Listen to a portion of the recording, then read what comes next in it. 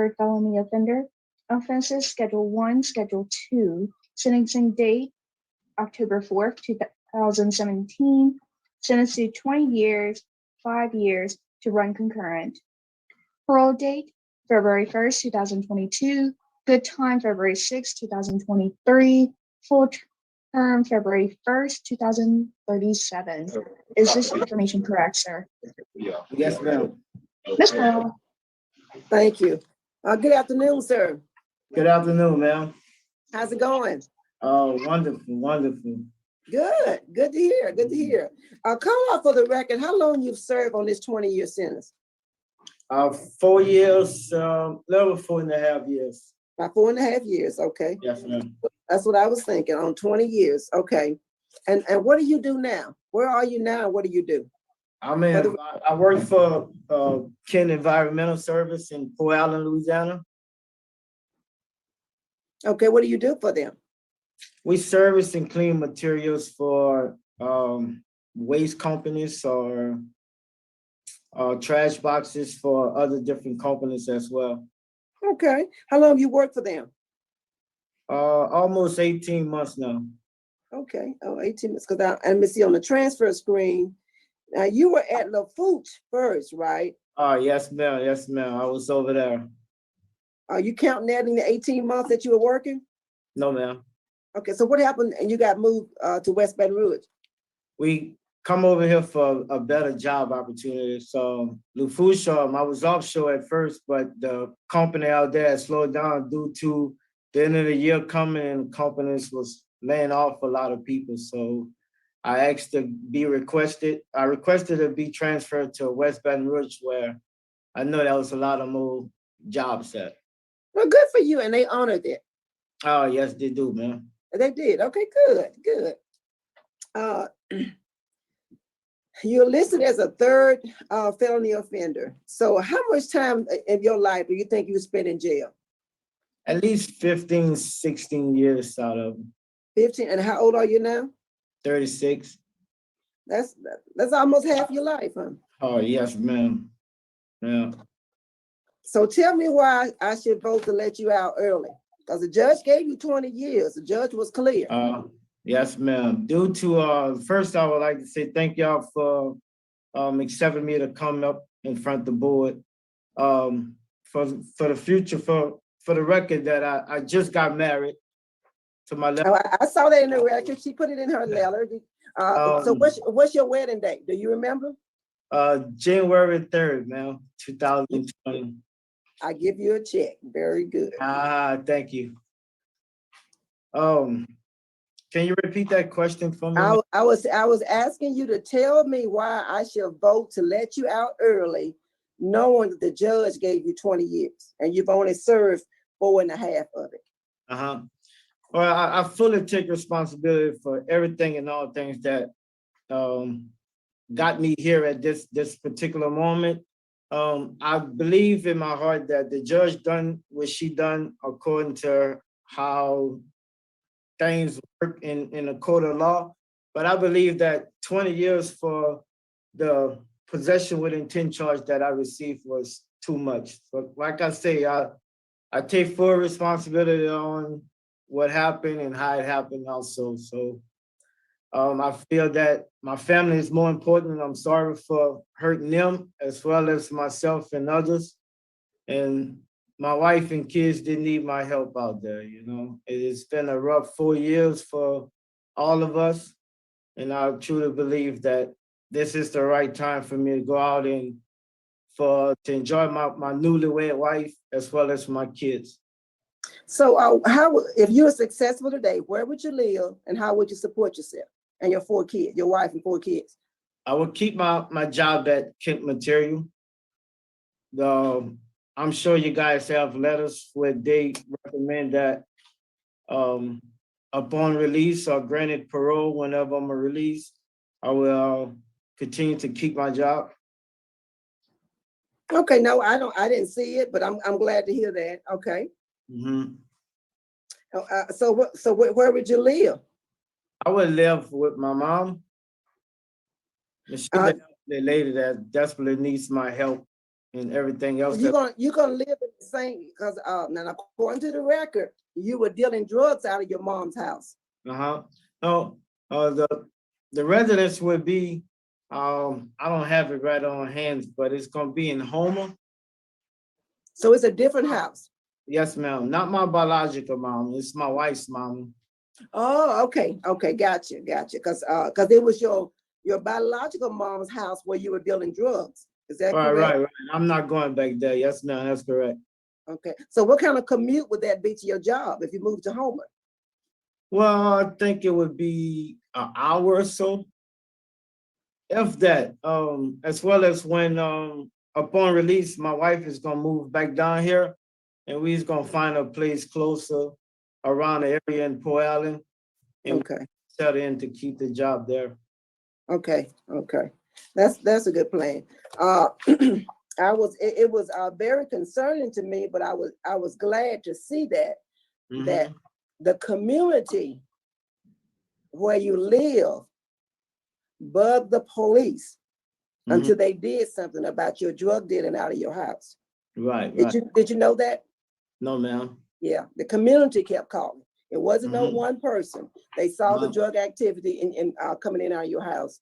And the 4-year-old child that was in the house when the police got their warrant and came in, was that your child? Yes, ma'am. That's my son, Aiden. He had just come, right, actually just moved back in with us. You know. See, that's very concerning to me. Right. That indicates to me what kind of father. Let me get the record straight for this here, ma'am. My kids is step kids.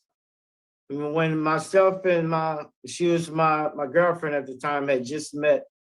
My son was just so happened to be there that day when I got off from work. He didn't physically stay there at that address. Okay, but children want to be around their fathers. Right. And so the fathers have me, some kind of obligation, to have a place where their children can come and visit.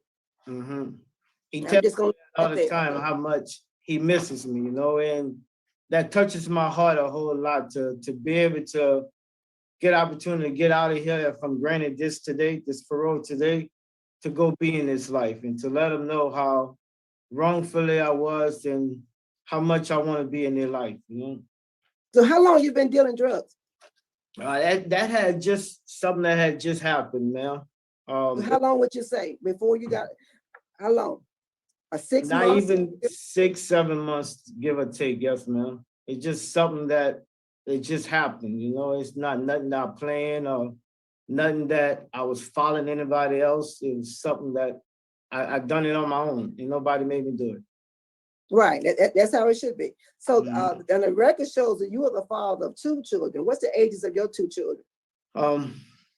My daughter, Heliana, she is 4 years old, and my oldest daughter is 18. Yeah, we got a letter from your oldest daughter. Oh, really? Did you see it? Oh, that one there is 22. Yes, ma'am. I read some of it, and she told me as well. Yeah. It's very good. So wait a minute. So you got an 18-year-old, a 22-year-old, and a 4-year-old? That's my stepdaughter, the 22-year-old. Oh, okay. Yeah, she did say you're the only father she knows. Excuse me. Yes, ma'am. It is. She said that, and I want to publicly thank her for her service. She's in the military. You're welcome. I'm sure she hear you also. Right. That's the reason why I wanted to thank her for her service. Yeah. I want you to know I'm really, really concerned about you. So you said nobody made you do it. You just started dealing drugs. So what kind of work here? What kind of education do you have? I have a high school diploma. Well, my GED. I got it. Good. Any other education? No, ma'am. I took since I've been incarcerated, I took numerous of other classes, self-help programs. My job at this moment with Kent Material, I have this my forklift training program. Good. That's a good trade. That's a good one. My confined space certificate, as well as my respirator protection equipment. Those are certificates that we got from the job. But my other classes I took LA risk management 1 and 2, phase 1 and 2. Okay. Parenting, reducing anger feelings, and as well as I finished the pre-release curriculum. Good. Now your current charges is drugs. Yes, ma'am. Your third felony offender. Your other offenses was second-degree murder. What was going on with that? What happened with that?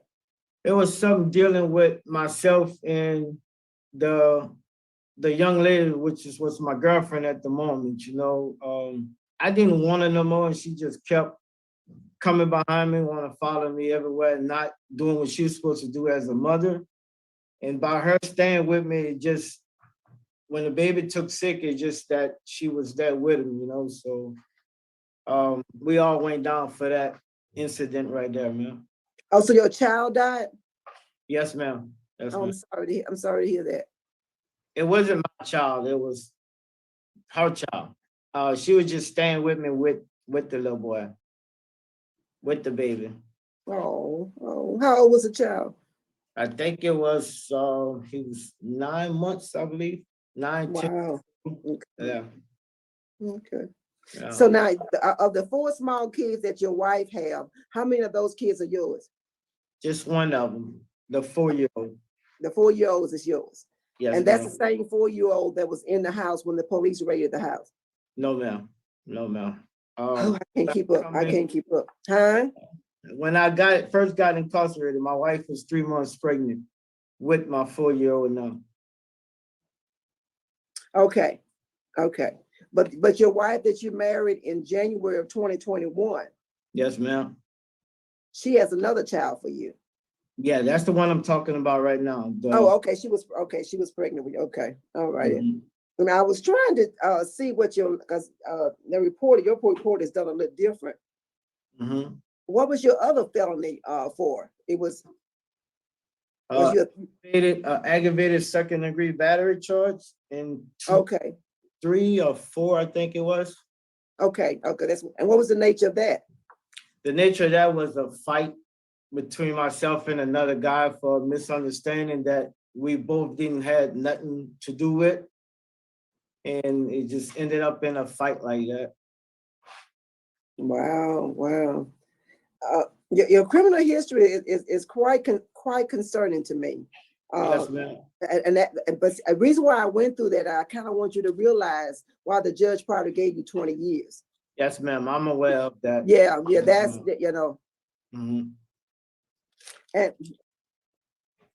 I'm still not clear on what events happened that concluded to you that I need to start selling drugs out of my mama's house. Take me back there. What was going on in your life?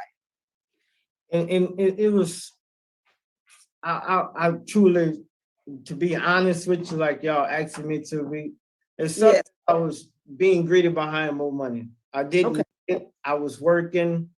It's just something that, wanted to have extra money. Okay. It was. So where were you working during that time? I was working for a farmer. Well, a few farmers. When one got finished, I was working with another one. And when you say a farmer, like an outside grower, somebody. It was how could I put it? A sugarcane farmer. Gotcha. Okay. Yes, ma'am. So you wasn't making a whole lot of money. I can see. No, ma'am. I also have other trades under my belt. Also, it's carpentry, plumbing, electrician. I also used to put some of those things in perspective and work out there too. But that time you decided not to use your trades, but to start dealing drugs out of your mother's house. Yes, ma'am. I want you to sit with that because you got a father, and also we did get a letter from the sheriff's department speaking very well of you. Yes, ma'am. Yes. I did want to put that on the record. Did you see that letter? No, ma'am. Okay. Yeah, he spoke very, very well of how you're doing, and even so much as how you are influenced on some of the other guys. Yes, I am. Yes, I am. Up to today, as well as at the facility where I'm at now, very motivated and a humble person as I am, I speak to a lot of them, try to keep them focused. You know, it's not always the bad thing that you try to presume yourself to be. You know, it's always, you don't have to have the last word all the time. You know, I try to talk to a lot of them like that. It's going to serve you well in marriage. Oh, yes, it is. Yeah, keep that attitude that you don't have to have the last word. That's going to serve you well. Yeah. I do want you to know, as a part of this process, we reach out to the law enforcement community to get their opinion about early release, and you have opposition. The judge, the DA, and the sheriff's office, they are opposed to your early release. Is this your first parole hearing? Yes, ma'am. It is your first time coming up. Yes, okay. Yes, ma'am. All right, thanks for answering my, and staff, can you tell me about how he's been doing? Have you had any write-ups? Ma'am, he has no write-ups at this facility. Okay. Besides seeing him leave the building to go to work and come back, you don't know he's there. All right, that's good to hear. So have you had any write-ups at other facilities, Dwayne? No, ma'am. No, ma'am. I do what I'm supposed to do, obey all rules and regulations that they have, and just stay to myself and get up, go work, be safe, and come back and do what I'm supposed to do. Good, good. All right. Thank you for answering my questions. That's all I had, Chairman. Thank you. Ms. Jackson?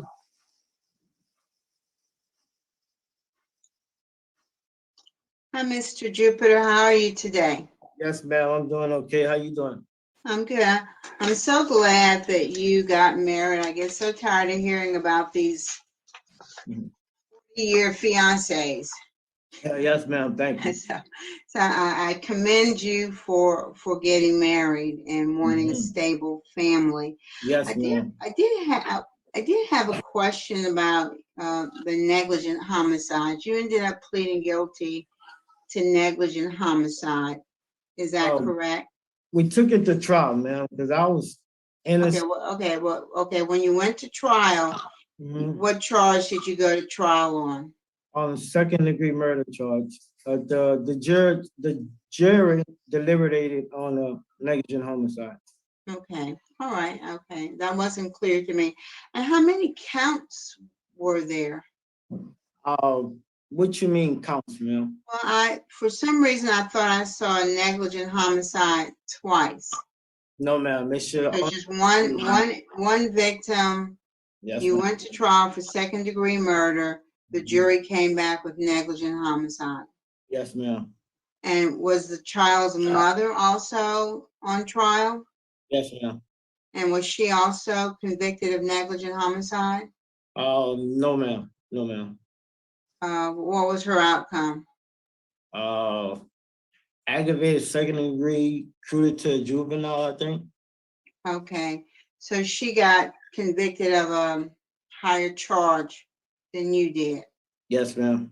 Okay, all right. Thank you. That clears that up for me. But on your most recent arrest, you had a possession of cocaine. You've already talked about the dealing of the marijuana. Talk to me about the possession of cocaine. Every once in other weekend or whatever, I'll do the cocaine, use cocaine. So you were a cocaine user? Yes, ma'am. How long had you been using? Around the time that I started selling marijuana. Okay, I'm struggling. You said that was only like 6 months before the charge. I'm kind of struggling with that, Mr. Jupiter. You don't usually see somebody, at the stage of life that you're in, to start, using cocaine. It's just a habit that I pick up. It's not nothing that's inside of me that. No. But let's go back to how long have you had that habit of using cocaine? At least 6 months, ma'am. Well, why would you start using cocaine? I used to always hear about how good this drug is or that drug is, and I just but you were what, in your you're probably 32? Yes, ma'am. I'm sure in your 32 years you had already heard about cocaine. I know you've known people that use cocaine. I try to be like sneaky with it. Didn't want anyone to know. So that's pretty much why I waited so long. And by me working and I had my own money, that's what made me pick up that little habit a little bit, but it's not nothing that was controlling me. So you think you can be a casual cocaine user? No, ma'am. I wouldn't be no more drug user, no more. No, that's not my question. Do you think there's such a thing as a casual cocaine user? No, ma'am. So do you think you were addicted to cocaine? Yes, ma'am.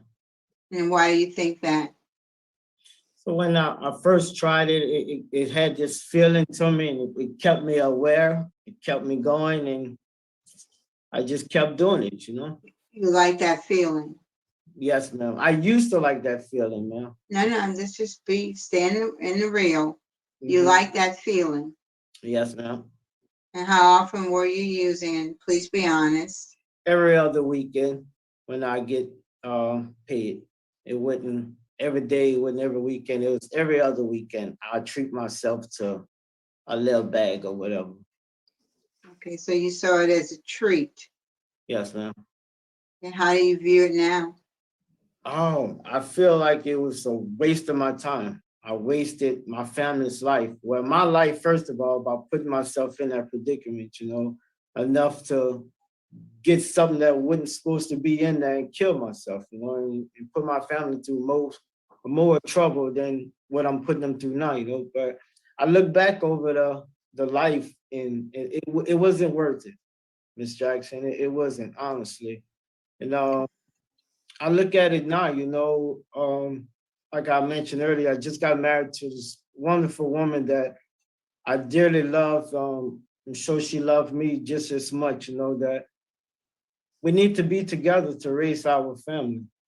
And drugs is something that stopped me at that point in time, you know, but to evaluating myself through this time that I've been incarcerated, I really learned a valuable lesson, you know. It's not about myself no more anyway. It's all about my family and kids, you know, my wife and kids.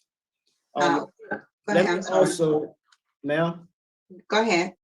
I just want to also put for the record about, you know, we all is aware of the coronavirus that's going around also, you know, and every day we have family members that's dying from that. And I just lost a sister last Thursday. You know, God has his way of doing things, but I'm asking y'all for an opportunity, for a chance, back at society with my wife and kids to be there for them. It's hard for a single mother of four to go through a lot of things with the kids, you know. And I'm aware of that, and I'm asking for an opportunity to be with them. What kind of substance abuse classes did you take or have you taken over the last 4.5 years? The classes that I have taken now, I just want to talk about the ones that dealt with substance abuse. the ones that's dealing with substance abuse is the LA risk management phase 1 and 2. That's the ones I have taken. What'd you learn from that program? Oh, a lot, a real lot. You know, what can trigger your addict, your addiction? What draws you so close to want to do drugs, you know? So what are your triggers? My trigger was just want to be happy at times when I didn't have that happiness like I have now with my wife, you know? And I'm gonna use or say that being around other people as well, you know, is, well, I'm trying to look for the right word to say. Just because you see someone else doing it, it doesn't mean that you have to do it. And that's something that I've done back in the past also. Okay. And you don't have to tell me who these people are, but I mean, what relationship did you have with those people who were using drugs? That were your triggers? Some of it was family members, you know, and some of them was guys that I went to school with, and you know, it can go on and on, you know. How are you gonna separate yourself from family and lifelong friends? I have installed in my mind months and months ago. Well, I'm gonna say at least 2 or 3 years ago, once I started taking these programs. If it's not about my wife and kids, I'm not trying to hang out with you. My work buddies, hey, hi, how y'all doing? I see y'all at the stove, but my wife and kids come first. And I mean that from the bottom of my heart.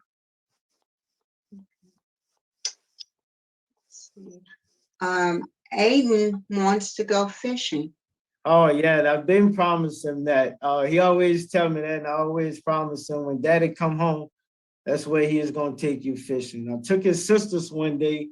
Like I say, he wasn't at home at that particular time, and I took him, or I took them, and he wasn't there. And every day, just about, he always tell me that. And when you come home, you gonna take me fishing? I was like, yes, son, I'm gonna take you fishing. Well, you got, letters from 4 children, Mm-hmm. and those letters demonstrate how much you mean to those children. Oh, yes, yes. I mean a whole lot to them.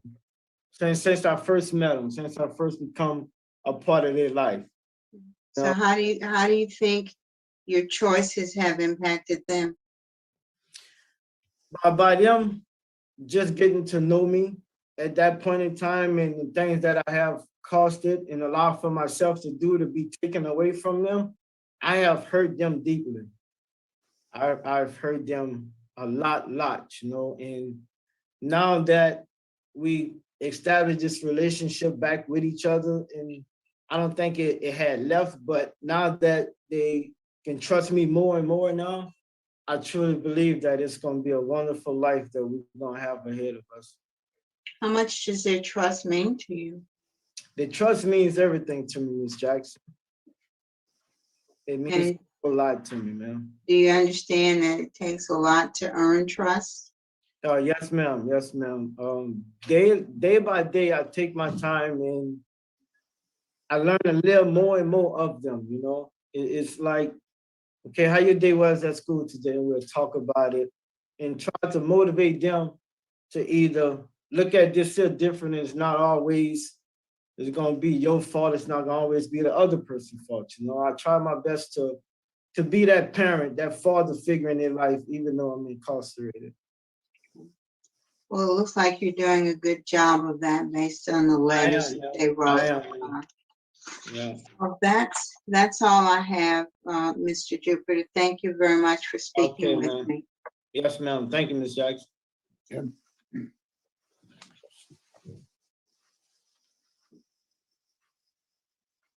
An additional question. Yes, ma'am. Go ahead. Mr. Jupiter, how much money have you saved up? Oh, man. I saved a few thousands up, man. How many? I got 12 at this particular time.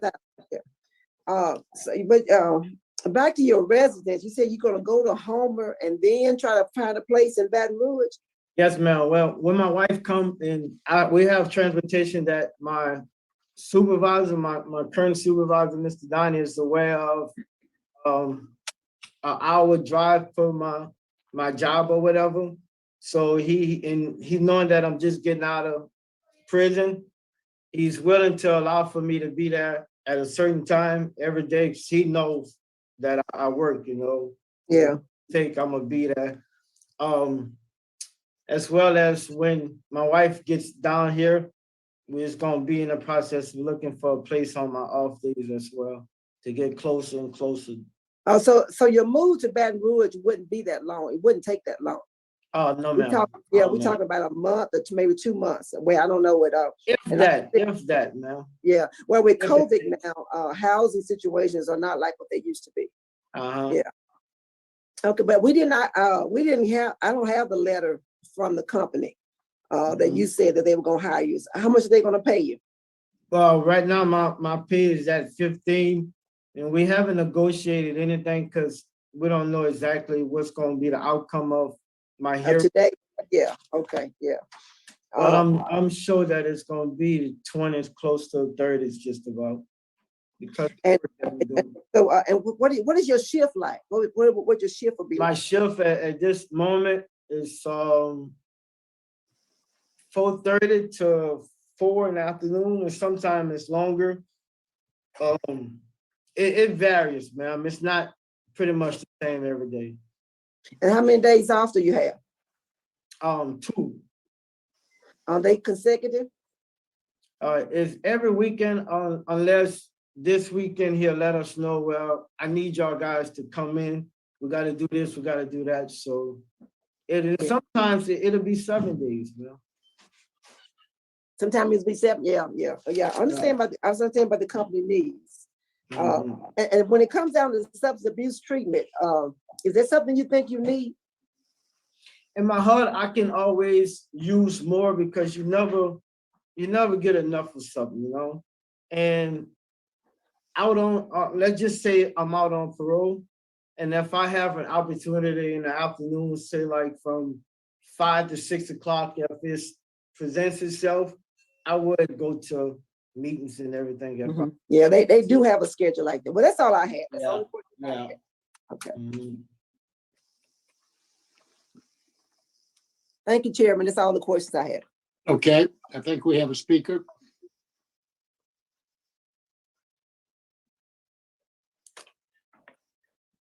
No speaker. Ms. Jupiter is not a speaker. Tawanda Jupiter. Hang on. Teresa, is she going to be speaking? It says speaker on the screen is the only reason I'm saying that. Yeah, she's supposed to be. Yeah, just a moment. I have Miss Tawanda Jupiter speaking. Okay, Ms. Jupiter, if you'll mute your microphone and tell us what you'd like to tell us. Thank you. I didn't hear you, sir. Ms. Jupiter, I've asked you to mute your microphone, which you've done, so thank you. If you'll just tell us what you'd like us to know about Mr. Jupiter. That he's a changed man, and it took some years for him to find himself, to welcome God into his life. It's a wonderful life out here, and anything worth having at all is worth working for. And that's what I was trying to get him to see before. Anything is worth having, is worth working for. You don't have to have it fast. That I love him, and it's been a hard time waiting, but I gave my life to God, trying to be a good woman for him and wait for him, because I truly believe that he's a changed person. And that's why I wanted him to speak for himself today, so that when y'all talk to him, you would know that he's a changed person. And that he has a family that's waiting for him, a church home that's waiting for him, and willing to help him make a change in his life, to move forward with this life, and still to know that whatever you want in life is worth working for. That's it. Thank you, ma'am. Mr. Jupiter, is there anything you'd like to say in wrapping up before the committee votes? Yes, ma'am. Yes, sir. I'm sorry. It's been a long time coming, these 4 years. And like I say, I take full responsibilities for everything and all things that I have done in my life. And I'm asking Ms. Wise, Ms. Jackson, and sir, you, Mr. Tony, to find favor with everything that you have heard and what you have read with the letters and everything, to find favor that I deserve another chance at this moment back into society with my family. As you have heard my wife and kids, you know, it's like a bunch of other men that's incarcerated, their families need them, you know. And I'm speaking for myself when I say this, you know, I need my family as well. And that's what I want to say, sir. Thank y'all. Thank you. Thank you very much. Is the panel ready to vote? Yes, I'm ready. Okay, Ms. Wise? Mr. Jupiter, I'm having a hard time. I really am having a hard time with my decision. Just gonna be honest with you. I'm having a really, really hard time. But I feel inclined to take a chance on you. Yes, ma'am. Thank you so My much. vote is to grant. I'm just right there. Yes, ma'am. You have a low title score. Yes, You have ma'am. positive family support. But Yes, I do ma'am. want you to relocate to Baton Rouge as soon as possible. Yes, we will, ma'am. Yeah, as soon as possible. When you got $12,000, that should put you all, somewhere comfortable. Yeah. Yes, ma'am. And I want you to undergo a substance abuse evaluation and follow their recommendation. Yes, And ma'am. like you said, they do have evening stuff. Yes, Make they your do. sobriety important part of who you are. And I would like for you all to get into marital counseling and marriage Yes, counseling. we will. Because we you have a will. blended family, that there's a lot of pressures there. There are Yes, it is. so marital counseling, and the experts tell me that you can be in marriage counseling and your wife don't show up or the husband don't show up, so you still go. Yes, we will. You still go, and I know you got an employer, and I don't want to tax too much with you and with those kids that you got on hand. But I'm really counting on you. Thank you so much, ma'am. I wish. But you need I two wish more that. votes. Yeah, I'm taking a chance on you.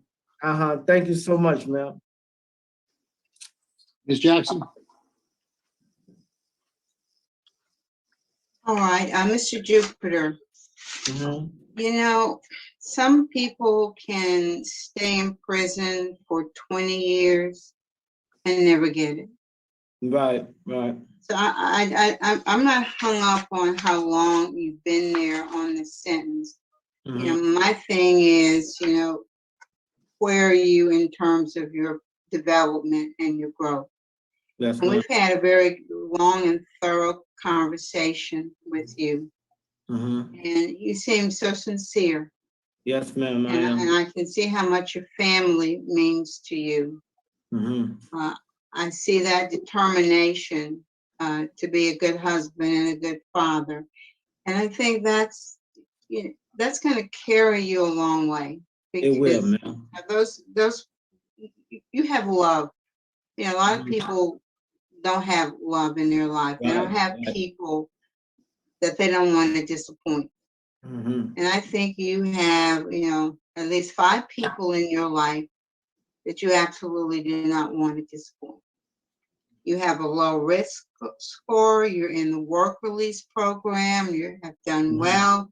You've not had any disciplinary problems. You go to work, you come back, and they don't even know you're there because you put your head down, you stay out of trouble. And I think that you do get it. And I think you are going to do everything in your power not to let those people down. And, Aiden wants to go fishing. Yeah, I'm going to take him fishing, Bill. Yes, I will. Okay. Well, my vote today is to grant with the same conditions as Ms. Wise. But I'm not the last word, but that's my position. Thank you, ma'am. Thank you so much. Mr. Jupiter? Yes, sir. I have a real problem. I'm not on the same page as my 2 colleagues. I have a different take. I don't think you're being honest about your drug use. I don't think that you have enough education and know it all about your drug use, because it bothers me when you say, well, if I got some time, I might go to AA meeting. Yes, sir. In the afternoons. I'm speaking now, Mr. Jupiter. You've had your opportunity. Okay. I'm very concerned about that. I'm not sure you were being totally honest with us when you tell us that you only started dealing drugs 6 months before you got arrested. I'm not sure I believe you when you say you just started using cocaine 6 months before you got arrested. I don't know that I believe those things. I do believe that you're trying. I do believe that you have the right things to say. I think you've got a good support system. I think you've got a good family that cares for you. I just don't think you're ready. I think you need some more substance abuse education, some more substance abuse treatment, because I don't think you've been honest with us about your drug use. And I certainly, you told Ms. Jackson that it's a treat to do the cocaine, and then you talked about addiction, and you talked about what you learned, and then you said, if I got time, I'll go to a meeting, 5 o'clock, 6 o'clock in the afternoon. That's not what you're supposed to do if you've got a substance abuse problem. You deny you've got a substance abuse problem, but you talked about how nice it was to use cocaine. That first time you did it, you continued to do it. Those are the words of an addict. But I don't think you're there yet. So my vote today, I can in good conscience vote to grant your parole. So my vote today would be to deny. Now, you've got 2 votes to grant and 1 vote to deny. I don't know where that puts us. I'll have to ask our staff.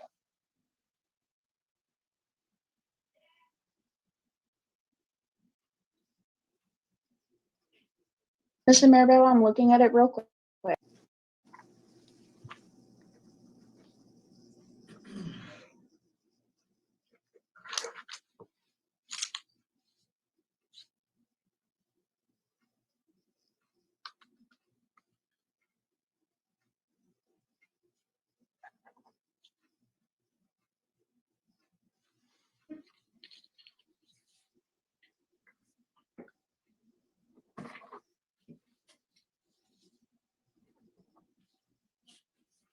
Have you completed substance abuse treatment? The certificates that I have, yes, ma'am. Yes, ma'am. Okay, I just wanted to clarify and make sure. Mr. Marabella, it's a grant. Okay. You have 2 votes to grant your parole, 1 to deny. The 2 votes control. So your parole will be granted with, what were the conditions? I'm sorry, were there conditions? Yes, sir. A curfew, I guess we're going to put a curfew from 9 p to 6 a.m. Okay. Unless he's working. Okay. Undergo a substance abuse evaluation. Okay. And then engage in marital / general counseling. Yes, ma'am. And then let's add random drug screens by PNP.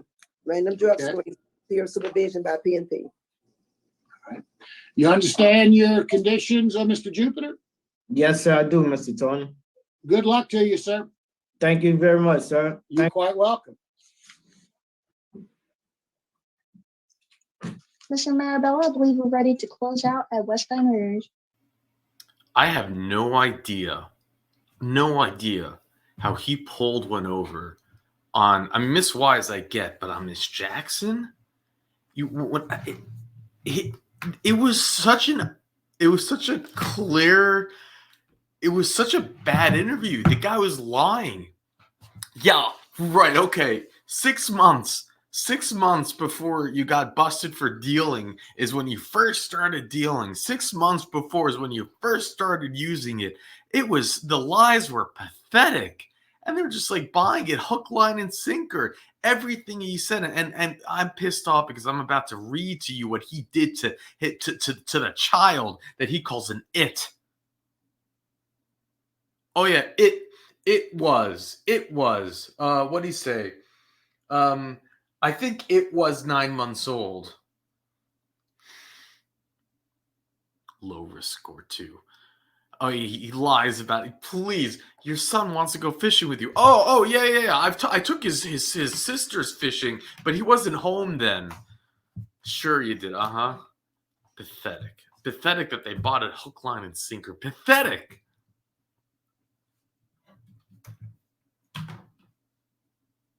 He was lying.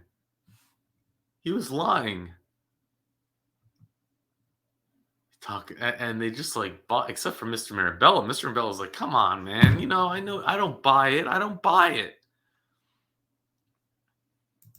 to show you 2 articles. Thank you, Richard. When he was lying even about her receiving a lesser charge. She took the stand against him. He was facing life in prison. She got up on the stand and testified for a plea deal. I don't know why Miss Jackson asks, and whatever he's saying, they're just like taking it verbatim. It's like, oh, okay, yeah.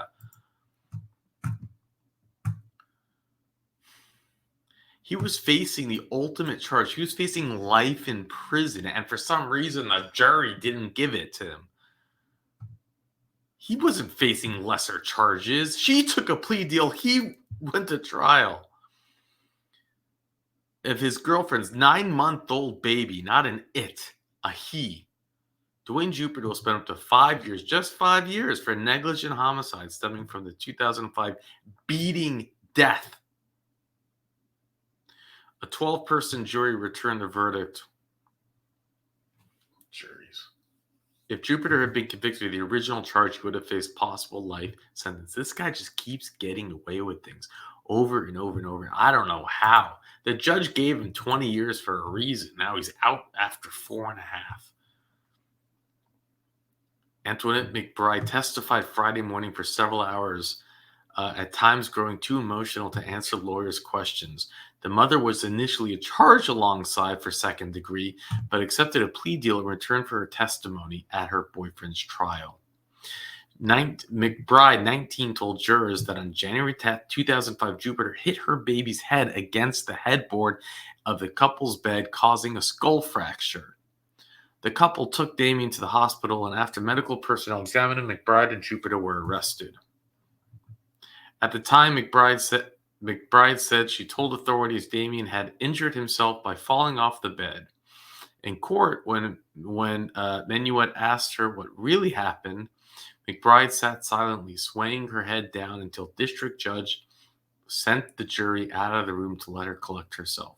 When she was able to speak, McBride said because she loved Jupiter, she was trying to protect him. At one point, prosecutor Robert Menuet produced a plastic baby and asked McBride to reenact what she saw Jupiter do with her child. The tearful young woman simply held up the baby, covering her face.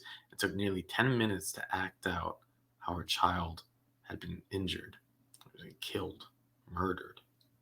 McBride testified that after she and Jupiter were released from prison, after the January 10th incident, the couple lied to her grandmother, who was keeping the baby. And it's like their grandmother was the one who's keeping the baby. You could have just your little boy's crying, so give him to your grandmother. No, instead you go through that crap. And he's like, oh, I've only started doing narcotics 6 months before. Every other week I would treat myself out. Oh yeah, I'm a great dad. I got all of my kids. I'm gonna take them fishing. Oh yeah, I got the lesser charge. It was all her fault. And it was like, guys, how are you believing any of this? Low risk score.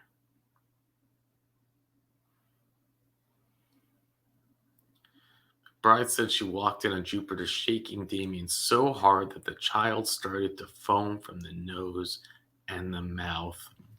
I caught him shaking my baby. He had him in the air, shaking him, she said. I took my baby out of his arms. Damien was taken to the hospital again and placed on life support, where he died. And they're congratulating him on having newborn babies.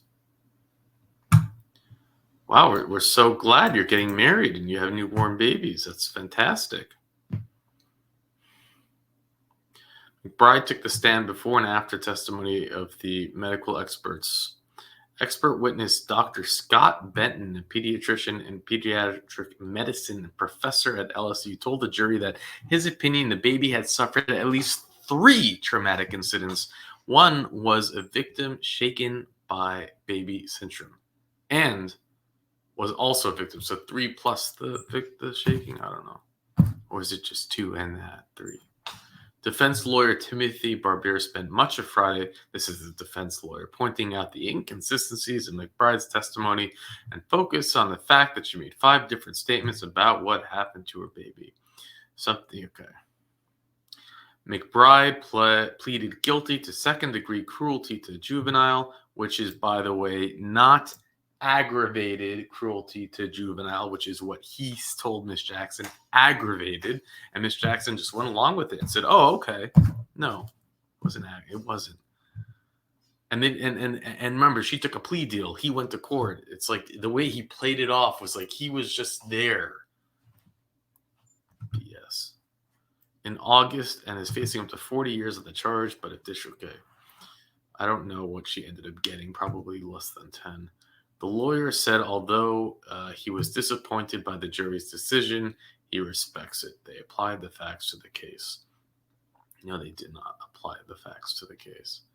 Because Jupiter has a prior conviction of felony battery, prosecutors will try to charge him as an habitual offender. But we know they didn't. He got just 5 years, and then he got out before he, for the first time in his life, decided to try the powder, right? Every other, I don't know why they just didn't call him out on it. He was caught in his own lies so many times as he was talking about it. It was like, Jupiter had confessed to shaking the baby when he was arrested after the second incident, but Bayer ruled out the confession could not be used as evidence against him because it was not voluntary. You see that? He confessed, but the judge wouldn't allow it. Why it wasn't voluntary, I don't know. When we lost the confession, that was the heart soul of the case, he said. Why wasn't it voluntary? McBride and Jupiter have a 3-year-old daughter together, and another child was born while they were in jail. Manuette said Damian McBride was not Jupiter's son. No, he was just an it. A 9-month-old it.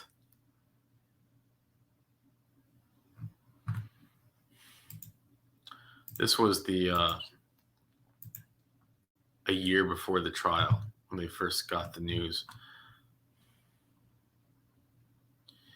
Napoleon couple accused of abusing their 8-month-old boy on 2 separate occasions is being held. So this is a year prior to what we just read. So we're going more back into the past. They were out on $100,000 bail each. He was 20, accused of beating his girlfriend's baby twice, once last month and once again this week, because once is not enough. The latest attack occurred just 3 days after Jupiter was released from jail. He was in jail. He got out, and 3 days later, he beat the child till it was left brain dead. But we all know that he only just started experimenting and selling drugs 6 months before he was caught. And that was a great interview. You were being really honest. Come on. Come on. How is it Mr. Mirabello was the only one that was like, you're just lying? Well, I don't get it. No, it's awful. Assumption Parish Mike said he requested the high bond. It was interesting when the case started and he said 20 years for dealing. I'm like, oh, that's classic Louisiana. Meanwhile, he has this under his belt.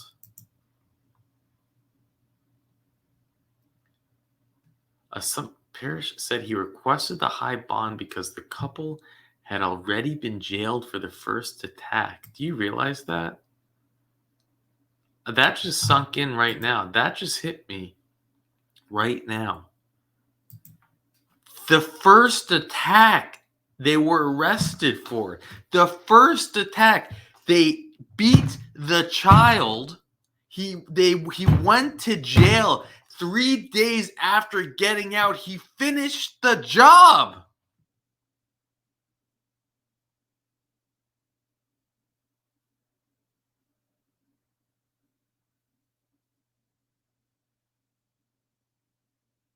Wow. You can't make that up. Who's protecting our children in Louisiana? Who is protecting our children? No one.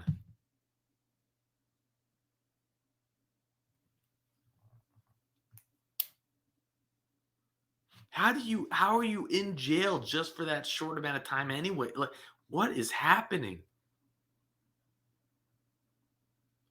They were initially arrested and booked on January 24th with cruelty to a juvenile, but they were released within days on their own reconnaissance just so that they could finish the job.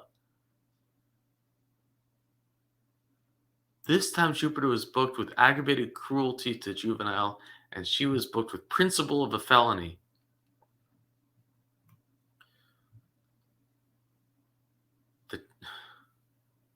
The child is now on full life support.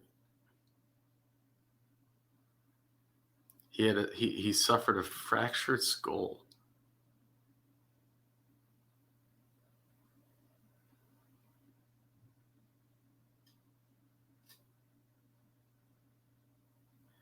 state district judge ordered the couple's release, overriding the state district judge Thomas order of 5,000 bond each, and said this. What's that even mean? They overrode again. A judge said no, let them out. On January 29th, the baby was taken to the hospital. This time he was in distress and foaming from the mouth, indication he was not breathing.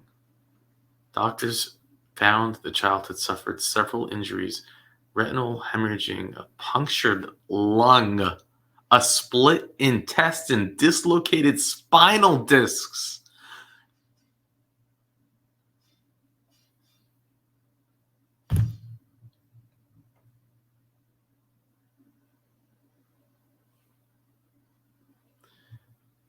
He would not divulge his details, but Jupiter confessed that he shook the baby to make him stop crying. He said him? He probably said it.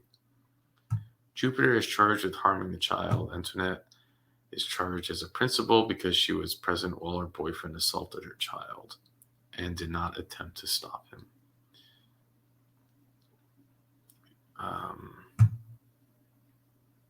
This is why it's important that the DA show up for these things. If you actually cared about the children, you'd show up and you'd tell the parole board what actually happened.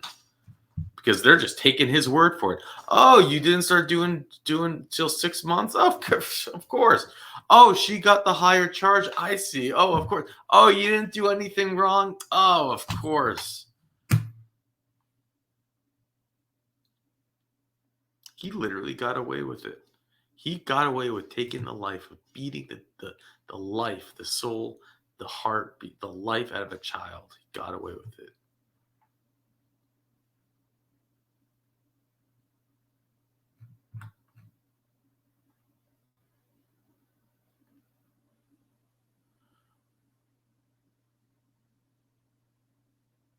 The sheriff expresses frustration with the Office of Community Services for allowing the couple to take the baby home after the release from jail. Thank you. How does that happen? The more this is setting in, the more angry I'm getting. They beat the child, sent it to the hospital. They went to jail. They got out for some reason and then they finished the job. And the sheriff is like, why would it even be possible? The system does not care. It is our mission and our job to protect and serve. I feel that the state let this child down, and they let the child down again and again and again. We've got to do better with the Office of Community Service Department and Social Services. Yes, you do. If anything positive has come out of this case, State Senator Lee Jody III Gonzalez will be calling a meeting with the state officials how they can do better with cases like this. It's all double talk. How you can do better? Huh? How you can do better? Yeah.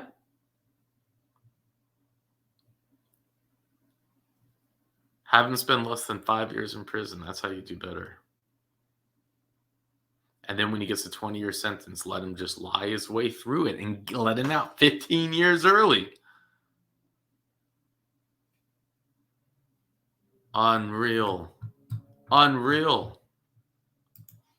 But if you didn't see it, you wouldn't believe it. And here you are, Louisiana. We'll hold you accountable. Monsters.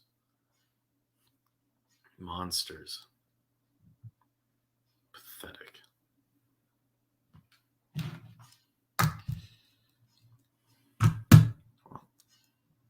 That'll let you go.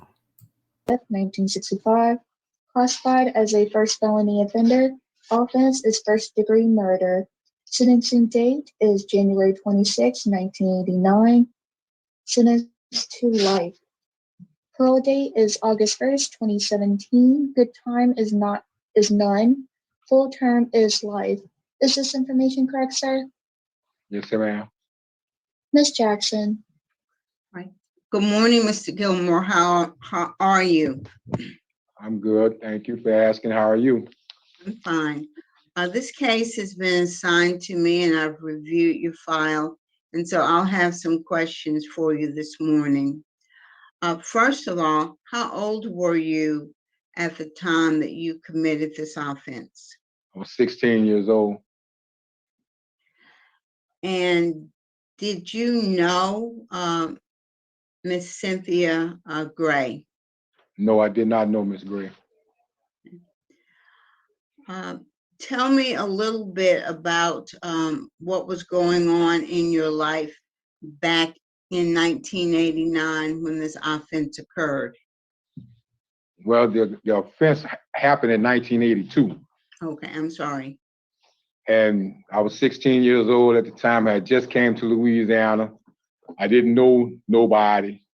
And having met Leroy Pope, he introduced me into wanting to do a crime. And I said, okay, come on, let's go do it. Not taking into account of what I had done or what was being done. And he told me that the house was empty with nobody in there and the car wasn't in the parking lot. And so we went to go and burglarize the place for a television and a stereo system. And upon going in there, Miss Cynthia was in the house. And when she came out, as us trying to run out of there, she blocked our path and we started struggling. And I stabbed her and she died, you know. And I'm still trying to grasp that. I'm sorry. I'm deeply remorseful for what I've done. Well, you said when you came here, where had you been prior to coming to Louisiana? I came from Chicago. I was only in Louisiana 115 days when I done this crime. And why were you in Louisiana? My parents had moved here while I was in Chicago. Tell me about your family. Well, back then, I guess I came from a rough childhood. My dad, he every chance he got to me, he beat me, you know, and I just stayed in trouble, trying not to stay at the house. And I started hanging with the wrong crowd. How far did you go in school, Mr. Gilmore? To the 10th grade on the streets. And I came to Angola and eventually completed my GED.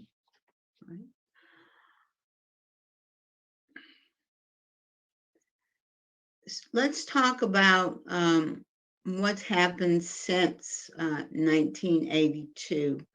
How long have you been incarcerated? 38 years.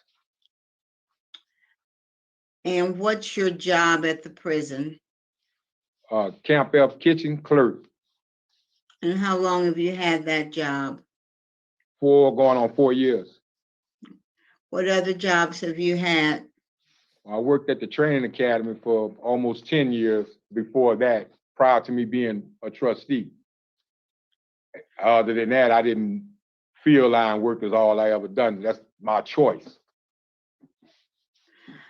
I reviewed your disciplinary history and you've had 71 write-ups. Is that correct? Yes, ma'am. And according to what I saw, the last one was in 2013. Is that correct? Yes, ma'am. And do you recall what that write-out was about and what discipline you received for that? I think, I'm not exactly sure, but I think it's about some pecans that I had gotten and was peeling and wasn't supposed to have them, and got a disciplinary report, Rule 4. Supposed to have been suspended for 90 days. I'm not really sure. Okay. And I see that you're a Class A trustee. Is that correct? Yes, ma'am. I've been a Class A trustee since 2010. I was a B in 2009. I did a year and upgraded it to a 10 and been a 10 ever since, an 80 ever since. And what's involved for you to be a Class A trustee? You can't get no higher than a Class A trustee. That's statewide. Okay. So what does that mean, that you're a Class A trustee? How do you get to be a Class A trustee? You know, I'm trusted. I met all the requirements of everything that needed to be done. They review your record. Well, tell me about some of the programs that you've completed. since being incarcerated? Okay, I got my GED. I got a 100-hour program, substance abuse, living in balance, victim awareness, Malachi Dad, public speaking, transactional analysis, tear walking, just off the top of my mind, CPR. You know, I got a lot of classes, ma'am. I just don't remember all of them at this moment. Understand. I'm assuming you don't have children, is that correct, given That's your correct. age? So why did you end up taking Malachi Dance? And because of my interaction with children, as you know, being in the rodeo and working at the club I was at, I come in contact with a lot of children. And so I wanted to know how to deal with children as well as my personal family members, how to deal with them. You took a victim awareness program. Tell us about that. My victim awareness class, it taught me how to understand my situation, how I hurted other people, particularly my victim's family, Miss Gray's family, as well as my family. And it taught me how to be remorseful for my actions of what I've done from then to now. You know, I never had the opportunity to talk about my situation. And in hindsight, you know, I accept full responsibility for everything that then occurred. Well, tell me, what was your takeaway from the victim awareness class that you took? What was the main thing you took away from that?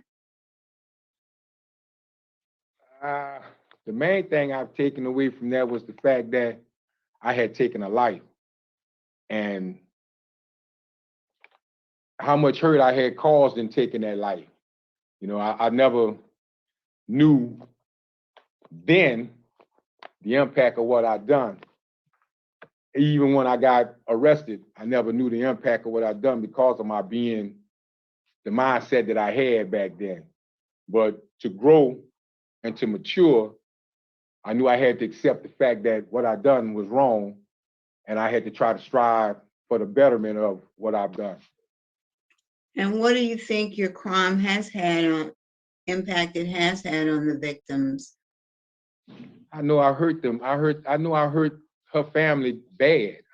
I mean, I know I hurt them real bad. You know, there's no excuse for what I've done. First and foremost, there's no excuse. Like I say, I take full responsibility for what I've done, and you know, I'm very remorseful for what I've done. And I just hope that one day that they could see and forgive me for what I've done. You know, I didn't mean to hurt nobody. Other than the classes that you participated in, have you been involved in any community service activities, either within the institution or with groups outside the institution? Well, working at the training academy, they had started a program dealing with victims and offenders, and I was trying to get in that program. And right when I was trying to get in there, it didn't take flight.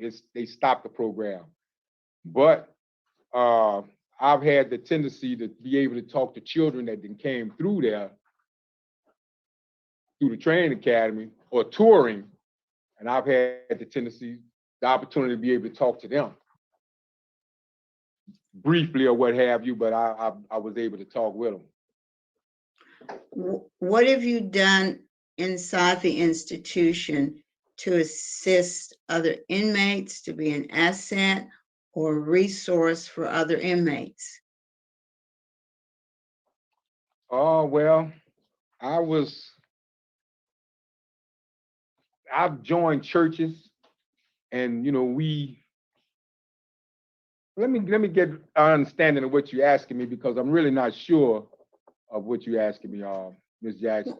Well, I mean, there are some offenders who have done outreach in the community, and I was thinking that because you were a Class A trustee, you might have had the opportunity. Some people, went out and assisted sometimes during hurricane relief.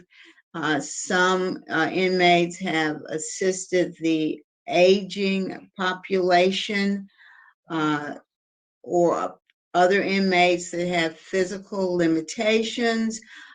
Some inmates have been mentors, have participated in a mentoring program through DOC. So my question is to you is what I'm trying to get at. You took someone's life. Yes, ma'am. You can't give that life back. And so my question is, what have you done to try to improve the life of people around you? Not just yourself, but Right. what have you done to try to help other people, perhaps to make amends in some small way for what you took away? Okay, well, where I live at is Camp F, and they got a lot of older guys in the dorm. And yes, I do help assist them, walking them to the bathroom or help cleaning up around their bed area, or even bringing their bags back from the canteen. It's not a lot that I do because I don't leave the camp like talking about it. And my charge at that time didn't warrant me to be able to become a part of the hospice program. Okay, why didn't it allow you to become a part of the hospice program? We didn't have no hopes of getting released, and certain things they just wasn't allowing us to do back then. Okay. Well, your Tiger score is low. You've been a Class A trustee since 2010. I do see that you had letters of support from the assistant warden indicating that you're a hard worker, you're trustworthy, and you have a willingness to help others. Also from Deputy Officer Richardson, who's the security manager in Camp J. He says that you've lived in minimum security since 2012 and that you are positive and professional. Over the last, did you say you've been in there 38 years? Yes, ma'am. What's the most important thing that you've learned in these 38 years? Well, the most important thing that I've learned is to think about something before I do it. Not to just act spontaneous. And to think about other people's feelings too before I do it. What have you learned about yourself? Well, I learned that I came from a troubled child to an intelligent man. I've been in a lot of self-help programs. I taught myself how to do better, how to treat people, how to interact. In the beginning, I didn't have that in me. I always wanted to be by myself. Why do you think you had 71 write-ups? I understand that the last one was in 2013, but 71 is still a lot. What accounts for that? Well, when I first come here, being though I was from out of state, I went through a lot of turbulent stuff trying to interact with other people and not wanting to be accepted by a lot of people as well. So I used to always just get write-ups just to go to the cell blocks. So I wouldn't have nobody but me and that individual that I was in the cell with. And no matter how long that I stayed in the cell block, when I came out, I still tried to go to a class trying to get back into our population and mingle with, the population itself. But I always found myself going back until I just said, one day I'm tired. I'm gonna just go ahead on and hang in there and try to deal with it and progress for the better. Okay. And there's one more area I want to talk to you about, Mr. Gilmore. I didn't have the police report as part of my packet about the investigation in this case. But there was an indication that at one point, the victim, during the commission of the offense, expressed her belief that she was about to be the victim of rape. Yes. There's also an indication that someone had been stalking her. I don't know what the details of that is, but I'm concerned if there's a possibility that there was a sexual component to this crime, that there's been no programming to address sexual misconduct. Would you care to speak to that? Yes, ma'am. I never was formally charged with. I know that. I understand that. Okay, so a rape never occurred, or attempted rape never occurred. The whole objective of that crime was about a TV and a stereo system. And when we got into the physical altercation about it, me and Leroy Polk ran out of there. When a matter of 2 to 3 minutes after that had happened, we ran out of there. So it was never a situation where, I mean, she could feel like that because we invaded her house, but it was never about trying to cause a rape. All right, Mr. Gilmore, I thank you very much for answering my questions, and that's all I have. All right, thank you. Thank you, Ms. Jackson. I don't see any other questions from the panel members. So, Ms. Teresa, would you introduce those who want to speak?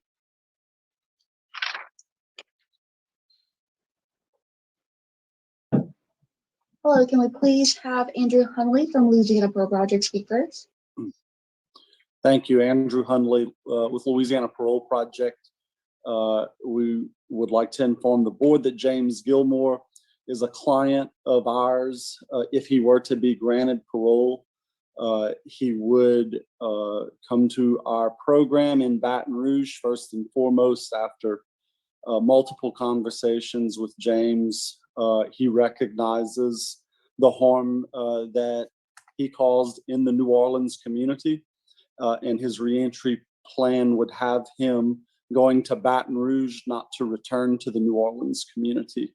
Our organization offers him long-term support, which includes housing and job-seeking assistance. In fact, we have a job identified for him, shall he be released.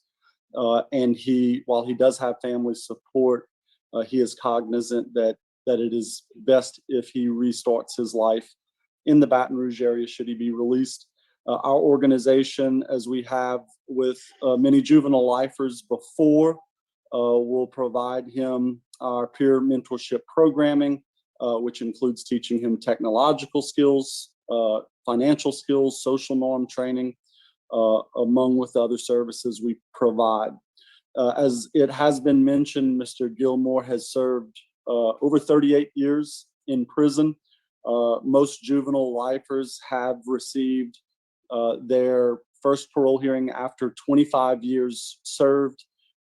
When we compare, from my experience, comparing Mr. Gilmore to other juvenile lifers who have been released, it is our opinion at Louisiana Parole Project that he has as good of a record of rehabilitation when compared to other juvenile lifers who had served less time than him. I know that is only one consideration this board has, but I just wanted to point out that he has served nearly 40 years, and this is his first parole hearing, and we feel that he has demonstrated growth and maturity, and should he be released, he has opportunities to restart his life in a different community.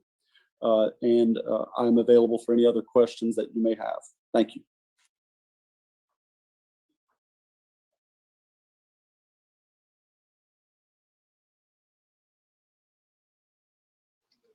Thank you. Okay, we will now hear from the opposition side. Can you please hear from Ms. Catherine Haywood, who's the victim's sister? Hello. I've been listening to this. My sister has been dead for 39 years this year. My mother died without ever seeing her child in 21 years. For 21 years, my mother did without her child. She grieves every day. We grieve every day. My sister had one child who at that time was 4. She's grown now. She has 2 children, and they don't know my sister. I'm not clear. I understand everything that has been said, but my sister will never come back here. My sister will never, ever walk here in New Orleans again and do anything with anybody at all. My sister was home. She was raped. She was beat. And then she was murdered. I don't know what else to say. I do know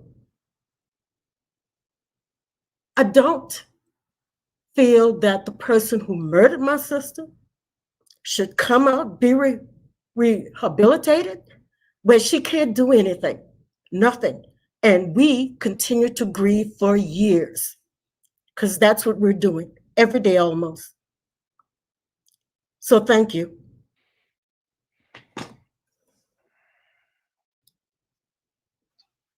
Thank you. Now, can we please hear from Dion Haywood, who's the victim's niece?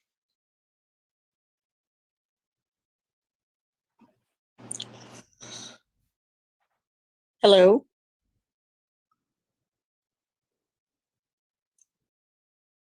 Can you hear me? I'm sorry. Yes, ma'am, we can. So Cynthia Gray was my aunt. And like my mother, I have listened to everything being said that has been said, but it doesn't change the reality. Yes, my cousin has 2 daughters. One of them graduated, will be starting college. The other one is starting high school. And in our family, we just have to remind people of who she was. She was a social worker. She worked with people in her community. She loved going to church and singing in the church choir every Sunday. And before we had stalking laws, my mother and I both work in fields where we actually work with people who've gone through rape, who've gone through domestic violence and things like that. But before stalking laws, she was stalked. They left notes on her car, but at the time, there was nothing the police could do about it. So I'm opposed to giving this second chance since we don't have a second chance.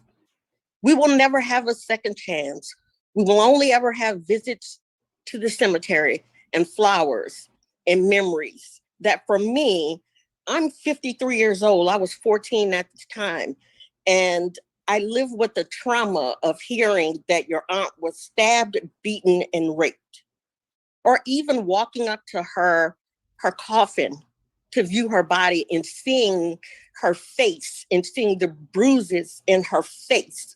I will never forget that. Never. And so I could say more, but I don't think I can. Even if he's in Baton Rouge, it really doesn't matter to us. If he is a model inmate, let him be a model inmate where he is and not free to start again when the rest of us are stuck in 1982 from something so traumatic that I don't know if we will ever fully heal or have to open the photo albums to say, yes, see, this was your aunt sent, this was grand sister, or this was my aunt. We can never do that. That is the way we live our lives now. We can't go talk to her. She'll never have another chance. And so for me, my comfort level or what gives me peace It's simply that he serves his time, and 38 years is not enough for someone who's buried. Thank you. Counsel?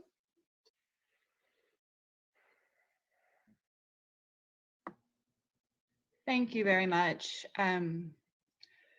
I've represented Mr. Gilmore for about 4.5 years now. I was his lawyer who represented him when he was going back to court in Orleans Parish for resentencing after the Montgomery decision. And I'm not at all trying to discount anything that has been said today, but during the course of my representation of Mr. Gilmore, I combed through the records of Mr. Gilmore's trial as well as the records of his co-defendant's trial, Leroy Polk, who was his older co-defendant. And there were multiple forensic tests that occurred after when Mr. Gilmore and when Mr. Polk were arrested, and there was no conclusive proof that any sexual assault had occurred. Mr. Gilmore's clothing had tested negative for seminal fluids. Miss Gray had tested negative for any kind of fluids as well. I'm not at all discounting that she was stalked by someone. I'm not discounting that she screamed out that she was being attacked. I'm not trying to cause any pain by what I'm stating, but based on my research in representing Mr. Gilmore before the Orleans Parish court, there was no proof of a sexual assault, which is something that I just want to point out to this court. Mr. Gilmore was resentenced to parole eligibility without objection from the state. And so the purpose of this hearing, there's no question that what happened 38 years ago was senseless and abhorrent, but the question that is relevant in Miller hearings is whether that offense was indicative of somebody who was incapable of being rehabilitated, someone who was permanently incorrigible. And if you look at Mr. Gilmore's demonstrated maturity and rehabilitation over the past 38 years, there is clear evidence that he is not permanently incorrigible, and that the person who committed this horrible crime is definitely capable of being rehabilitated. Even though Mr. Gilmore stumbled over some of his answers this morning, he is and has been an active member of his communities within the prison. He participated in the Lifers Association. He was active in sports officiating. He participated in programs such as Hands Across Angola. He's been trained as a paralegal in addition to the rehabilitative programs that he's taken. And a lot of these programs he took a long time ago before he had any hope of being released, which demonstrates maturity and rehabilitation over time. In addition, Mr. Gilmore's life circumstances at the time, he mentioned that he had a rough childhood. He had gotten arrested in Chicago for stealing a car, and he was sent to a reform school where his parents visited him. He was 15 years old, and his parents visited him once to tell him that they were leaving to move to Louisiana. He left. He was released from the reform school at the age of 16 and had to travel to Louisiana, and a few months later was arrested for committing this crime. So we would submit that after 38 years of incarceration, Mr. Gilmore's institutional record shows that he has demonstrated maturity and rehabilitation. He is not the worst of the worst, and that his record, based on his record, demonstrates that he should be afforded a meaningful opportunity for release. So we would ask this board to grant Mr. Gilmore to the parole project. He also has family in Mississippi, so if the state would be, if the board would be more inclined to grant him to an out-of-state residence, we could certainly, if that would make if that would be a better solution, we could certainly work with his family, and we could provide our services to Mr. Gilmore even if he goes to Mississippi to live with his family out there. So we would ask the board to grant his parole with any conditions deemed appropriate. Thank you.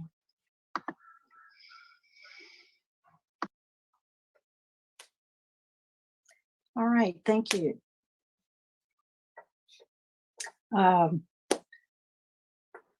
Is the panel prepared to vote? Ms. Jackson?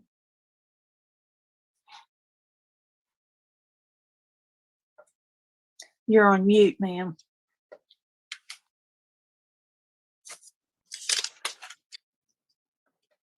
Let me start by saying that I don't discount the feelings of the victim's family. I know they've suffered. I can't put myself in their place, but I know that they've suffered. And unfortunately, in every case of this kind, there's a family that suffers. There's a person who's lost, who can't be brought back. And I understand that. But if that were the only factor that we were to look at, then no one, no matter what they've done to rehabilitate themselves, would ever be released. Because in no case can the victim come back. But as I look at Mr. Gilmore, he was 16 years old at the time of this offense. It's different when you're 16 than when you're 25 or 30. He was 16 years old with an older individual. He has demonstrated a level of growth in that he has been a Class A trustee since 2010. He has lived in a minimum security compound since 2012. The prison administrators speak of his hard work, his trustworthiness, his willingness to help others, and he has taken a number of programs to improve himself and also to help others. And while this may be a difficult decision for Ms. Gray's family to hear, if we apply the standards that we are required to apply, that is, look at the person now and not just who they were almost 40 years ago, my vote today would be to grant Mr. Gilmore's request for parole. Thank you, Ms. Jackson. Mr. Wise? Yes, ma'am. This time I'm gonna be voting to grant. You know, he's completed over 30 different kind of development and rehabilitation programs, 38 years. He's done some real positive things since he's been there, and good comments from the wardens, staff. At this time, I vote to grant. And I do concur, based on the record that I've reviewed, the discussion today, the information provided by the facility staff. It's clear he's demonstrated growth and maturity. He does score out as a low risk to reoffend.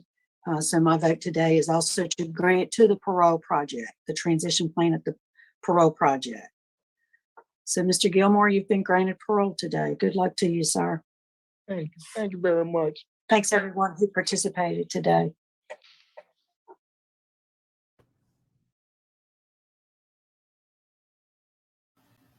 All right, so how do we unpack that? I don't really know. It was, again, one of those kind of hearings which almost seemed like it was predetermined. Also, was it just me, or did it look like Miss Jackson and Catherine were like twins? Like same glasses, same shirt, similar earrings, hairstyle. That was interesting. Okay, so Richard provided the court docs, and we'll go over it. It's pretty gruesome. So, December 2nd, 1982, the state filed a bill of indictment charging James Otis Gilmore and Leroy Polk with the first degree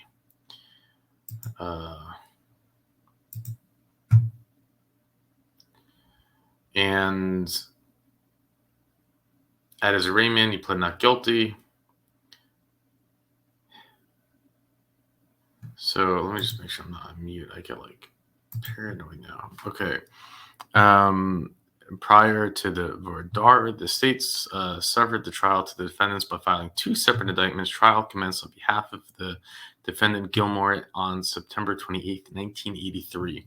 The following day, the jury returned, so the whole trial lasted 1 day, it seems, and they returned a unanimous verdict of guilty and recommended the defendant be sentenced to serve life imprisonment.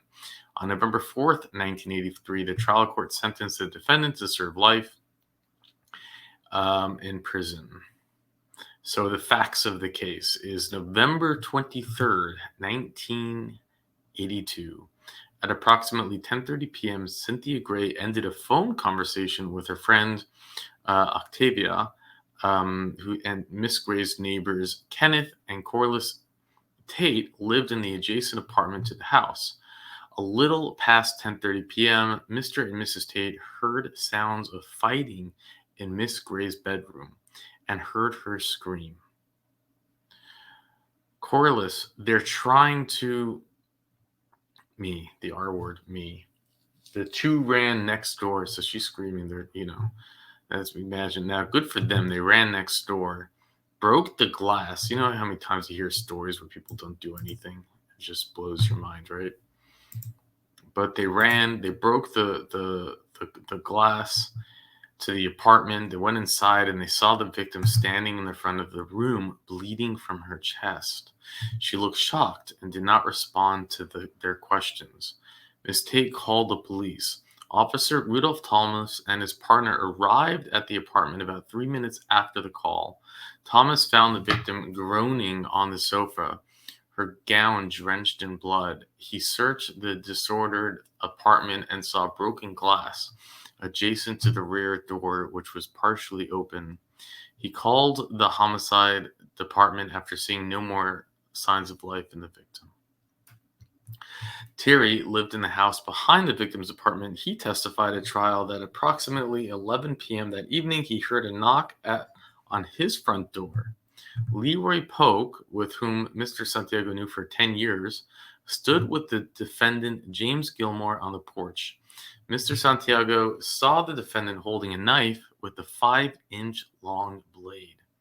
Mr. Santiago asked, "What's happening?" but there was no response. He testified that Polk asked Gilmore if there was any blood on the knife. Gilmore answered no, but the B word, gown, has blood all over it. Mr. Santiago told them to leave. He went for a walk in the neighborhood and saw about 20 people standing in front of Cynthia Gray's house. He spied Leroy Polk and the defendant across the street about a block away from each other. Each had changed his shirt. Mr. Santiago walked down the street to talk with his friends, police officer Kevin Johnson.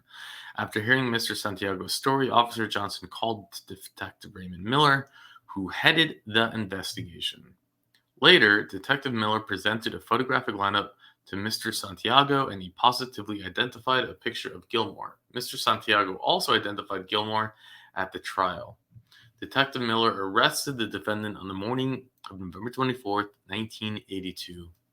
The state fingerprint experts testified that a set of fingerprints lifted from the rear door of Cynthia Gray's apartment matched those of the defendant. Detective Miller had determined that the point of entry into the apartment was the back door. The state pathologist determined the approximate time of death, 11:55 p.m. on November 23rd, 1982. The victim suffered 2 stab wounds in the chest, one which penetrated the heart, and another wound in her right forearm. There were fresh lacerations around her vagina consistent with forcible. So that's in the court record. Yet her attorney, what did her attorney say today? Oh, there was no evidence of that. Okay. Yeah, okay. I don't know. The court records seem to think differently. The defense presented Officer Charles Crone with an expert in blood, semen, hair analysis who testified the victim's blood type was not detected on the defendant's clothing. The defendant, James Gilmore, testified that on the afternoon of the killing, he had helped the victim carry 2 bags of groceries. He entered the apartment through the back door. On rebuttal, the state's called the victim's sister, who testified that she did not find any fresh groceries in the apartment. Octavia Edinburgh, who was recalled, and said the victim worked 2 jobs that day and did not often shop for groceries.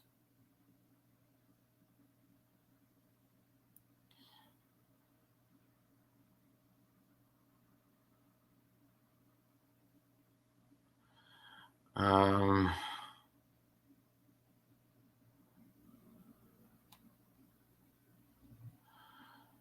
mean, I think that that's it, really.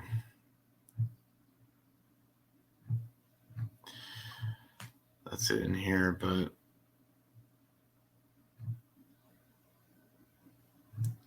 so I guess let me ask you, what do you think? Do you think that because he was 16, because he had a co-defendant, do you think that, and maybe he didn't, yeah, I don't know. Do you think he should get out? He's been in a very long time. You tell me. The victim still seems to be pretty hurt by it. I do agree that the argument of that is often made as a mistake to make that argument where we're never going to get our victim, our family member back, so they should never get out. And Miss Jackson addressed that. And I always wonder if there should be something else that can be said, but I don't know what it is. And that's probably why it's so important for an assistant DA or someone to show up, to go over the facts of the case, to go over what the person did, how they acted after. But you tell me. It's not as simple. I know it's not. There are some people who just say bottom line is you should never get the chance to get out. But there are others that feel that you can rehabilitate, become rehabilitated. And I don't know the answer. I'll let you go.